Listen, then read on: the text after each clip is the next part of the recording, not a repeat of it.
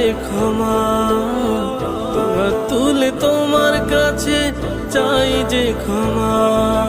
ও হো হো হো, হা, ও হো হো হো, হা,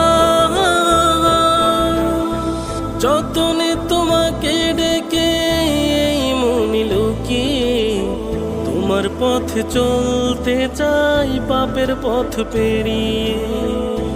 ও যতনে তোমাকে ডেকে এই মনে লুকিয়ে তোমার পথে চলতে চাই পাপের পথ পেরিয়ে। তোমার রহম